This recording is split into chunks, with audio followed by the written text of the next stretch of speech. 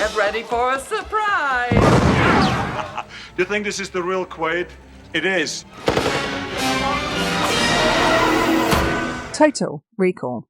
The cinematic equivalent of a blunt instrument, wielded with all the finesse of a sledgehammer in a porcelain shop. Directed by Paul Verhoeven, the man who gave us such subtle gems as Robocop and Basic Instinct, this 1990 film is an unabashedly extravagant foray into science fiction, dystopia, and the kind of violence that would make a Tarantino film look like a Disney Plus feature, based loosely, very loosely, on Philip K. Dick's short story, We Can Remember It For You Wholesale. Total Recall invites viewers to question the nature of reality, while simultaneously bludgeoning them with a relentless parade of explosions, mutant boobs, and Schwarzenegger at his most Schwarzeneggery. We're married. Consider that a divorce.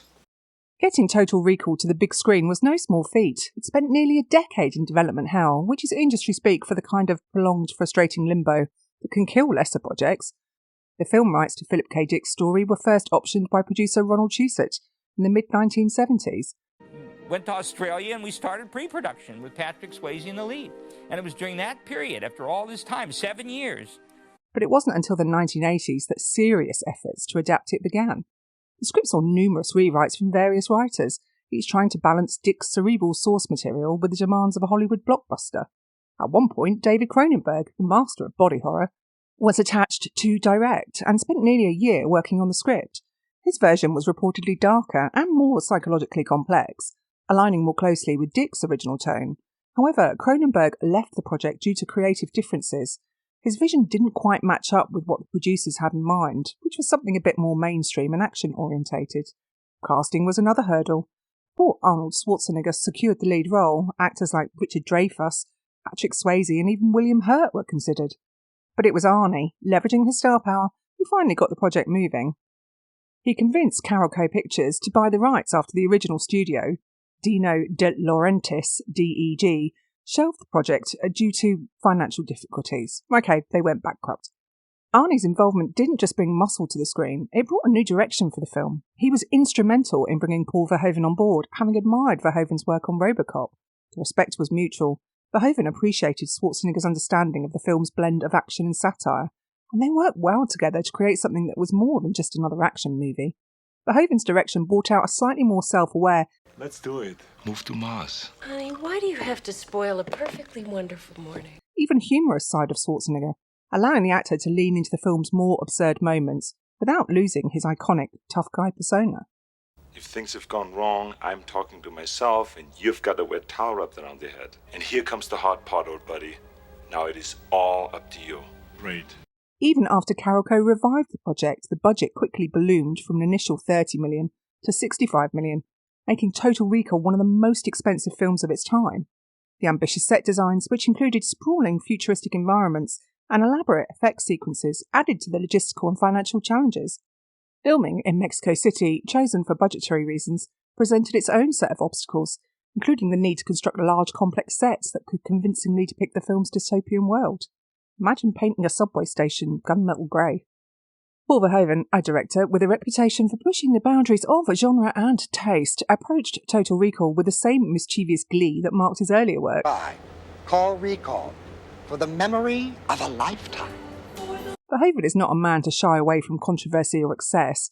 Instead, he runs toward it, arms wide open. Known for his subversive take on American culture, Verhoeven infused Total Recall with his trademark blend of satire, ultra-violence, and a darkly comic sensibility. Sit! I'm not familiar with that address. Would you please repeat that? His direction transforms what could have been a straightforward action film into something more complex and layered, albeit wrapped in the gay-Irish packaging of a summer blockbuster. The special effects are where the film really comes into its own, or rather, they come crashing through the door, uninvited, and proceed to make themselves at home. I think they make a cup of tea, or maybe they just mix themselves a drink. This was the era just before CGI became the go-to for every visual trick in the book. So Total Recall relies heavily on practical effects and animatronics, giving it a tactile, almost grotesque quality. Rob Bottin, yes, I'm not calling him Bottin, the genius behind the film's special makeup effects, brought his trademark blend of horror and ingenuity to the table. Bottin, who had already made a name for himself with his work on The Thing and The Howling, was responsible for some of the film's most memorable and unsettling visuals, including the exploding head sequence, the Martian mutants, and of course the infamous overly well-endowed woman. Eric Brevig, the visual effects supervisor, oversaw the film's visual effects, which were a mix of miniatures, matte paintings and optical effects. Brevig, who would later go on to direct his own films, ensured that the film's ambitious sci-fi landscapes and action sequences were brought to life with a mix of old-school techniques and cutting-edge technology. So what does Mars sound like? Well, I'll expect you to come for me in the comments, but the score and sound design, booming, blasting, and bland?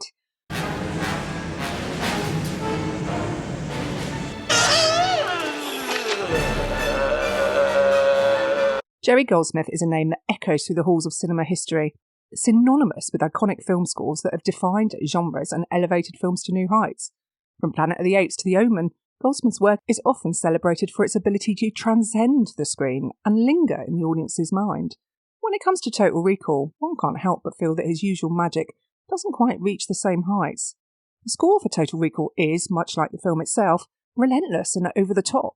Goldsmith certainly matches Verhoeven's vision with a score that is bombastic, booming and inescapable. From the very first note, the pounding martial rhythm sets the tone for a film that never takes its foot off the gas.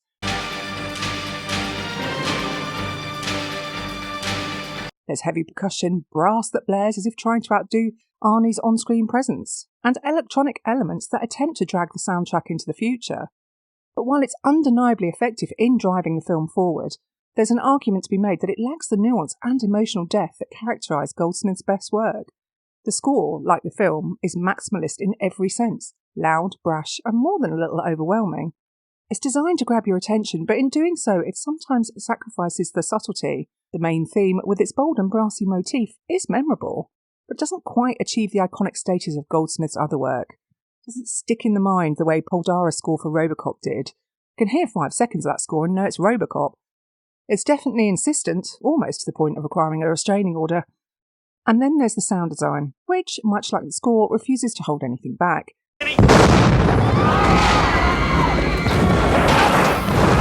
Every gunshot, every explosion, every piece of machinery is rendered with an almost aggressive clarity. It's a sonic assault that matches the film's visual chaos, but it doesn't leave much room for the audience to breathe.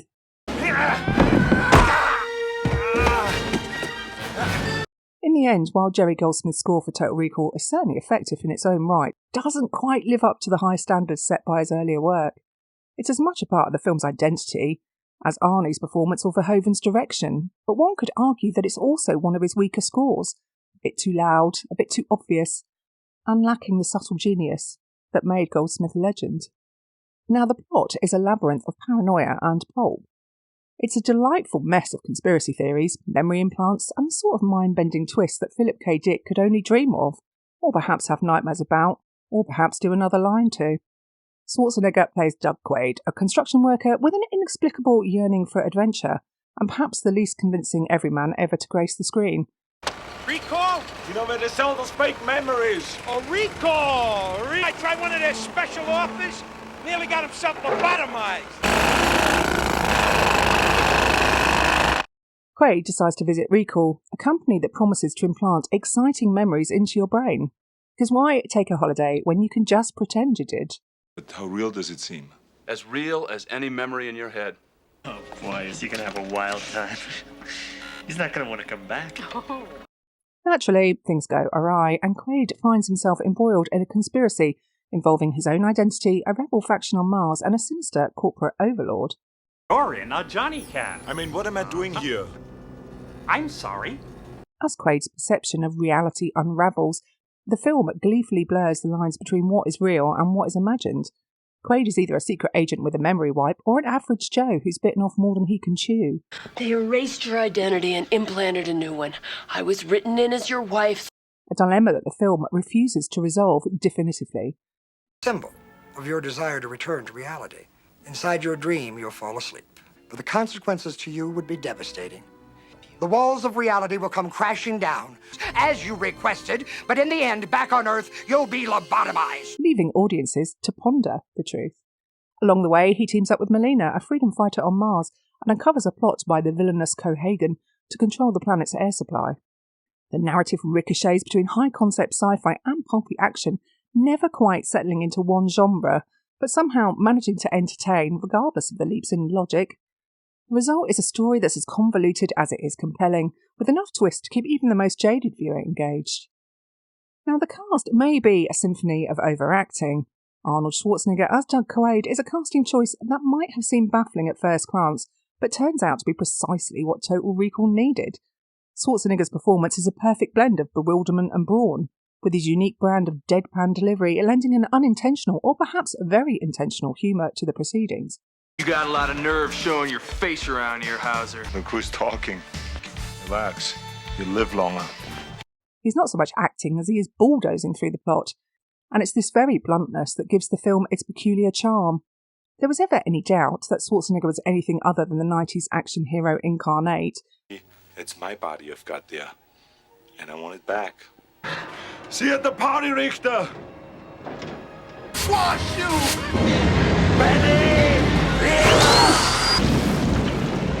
We hope you enjoyed the ride. Total Recall puts that to rest. Get your ass to Mars. Get your ass to Mars. Sharon Stone's portrayal of Laurie, Quaid's deceptive wife, is another highlight. Stone brings a venomous allure to the role, expertly shifting from doting spouse to ruthless antagonist with a flick of her perfectly 80s coiffed hair. I didn't know you're so kinky. Maybe it's time you found out. Really? I'm honored. Stone's performance is laced with a knowing sense of fun, as though she's fully aware of the film's absurdity That's for making me come to Mars. and has decided to enjoy every moment of it.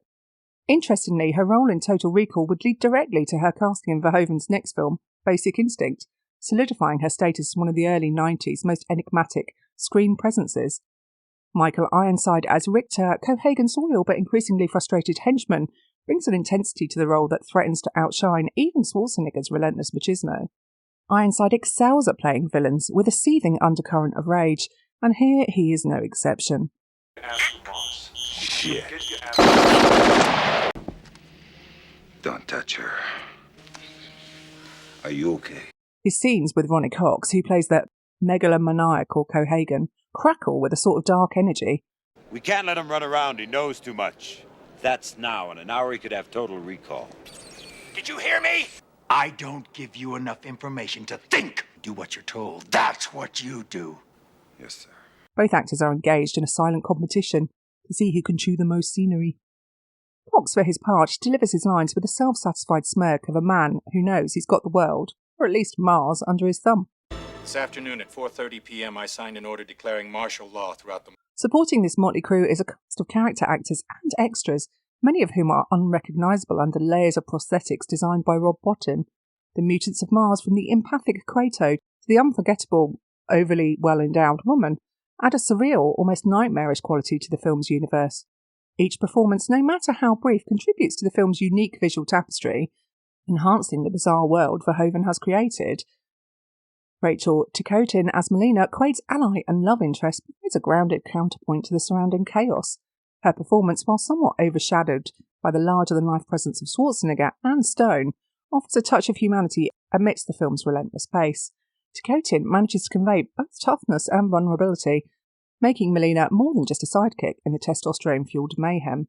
Are you still you? I'm not sure, dear.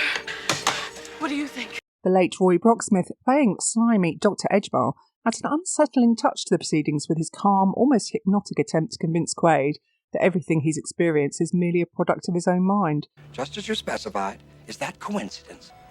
Mr. Quaid, can you hear yourself?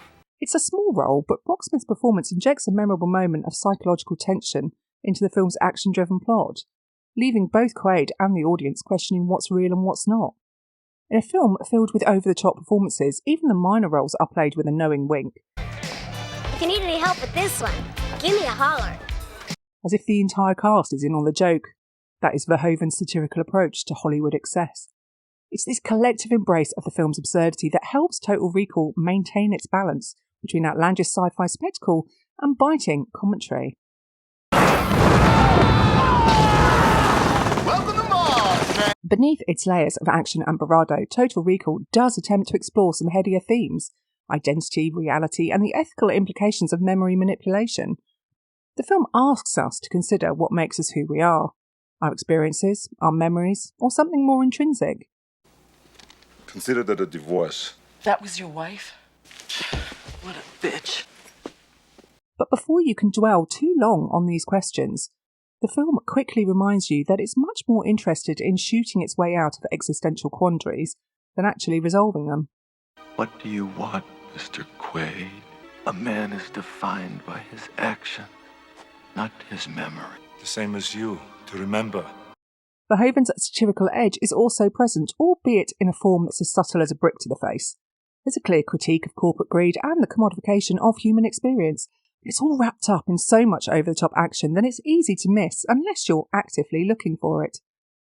As long as the turbinium keeps flowing, I can do anything I want. The only thing I ever worry about is that one day, it all might end. And you're fucking making it happen!